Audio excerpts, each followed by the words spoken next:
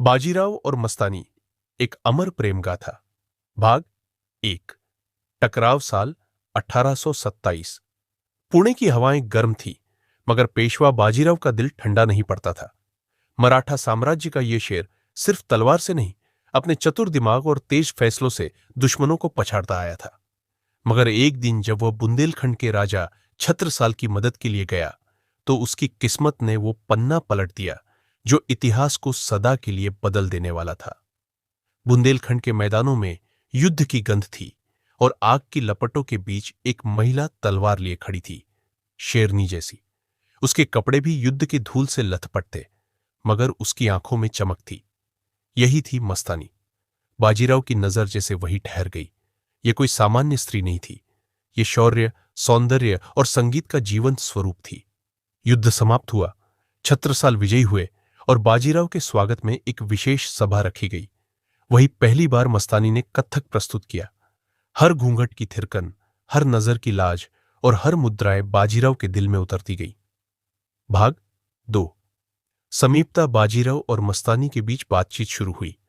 कभी राजनीति की बात होती, कभी कविता की। मस्तानी जितनी सुंदर थी, उतनी ही बुद्धिमान। उसके विचारों में गहराई थी और उसकी बातों में जादू।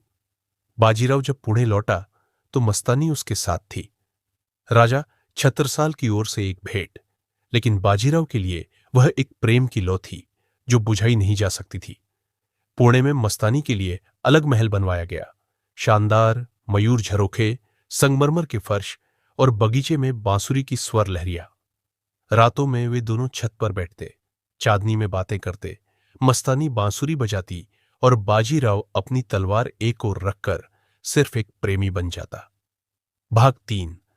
विरोध। समाज ने विरोध किया। पेशवा की पहली पत्नी काशीबाई का दिल टूटा।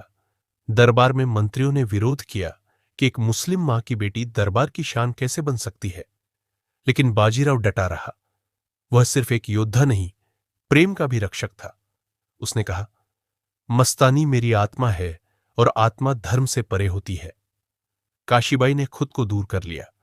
मस्तानी पर नजरबंदी लगाई गई, उसे अलग रखा गया, पर बाजीराव हर रुकावट को चीरता हुआ रोज उसके पास पहुंचता। जब जब समाज ने दीवार खड़ी की, बाजीराव ने उसे प्रेम की ताकत से गिराया। भाग 4। समर्पण। एक रात भारी बारिश हो रही थी। महल की मोमबत्तियां बुझ चुकी थीं। मस्तानी अकेली अपने कमरे में थी। तभी दरवाजा खुला। बाजीराव भीगता हुआ अंदर आया। बिना एक शब्द कहे उसने मस्तानी को अपनी बाहों में भर लिया। उस रात वे दोनों एक हो गए, बिना शाही मर्यादाओं के, बिना डर के। चादर के नीचे दो जिस्म नहीं, एक रूह थी जो सांसों की भाषा में बात कर रही थी। बाजीराव ने उसका माथा चूमा। तू मेरी शक्ति है मस्तानी, जब तलवार छोड़ दूंगा तब भी तुझे नहीं छोड़ूंगा। भाग 5। अंत की ओर। लेकिन किस्मत को यह प्रेम गवारा नहीं था।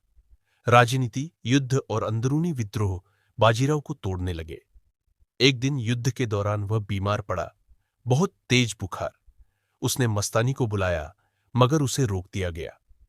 जब मस्तानी को यह पता चला, उसने खाना पीना छोड़ दिया, और जब बाजीराव ने अपनी अंतिम सांस ली, वह मस्तानी का ही नाम ले रहा था। कहते हैं, उसी रात मस्तानी ने भी प्राण त्याग दिए। एक प्रेम कहानी जो शरीर के अंत के बाद भी जीवित रही।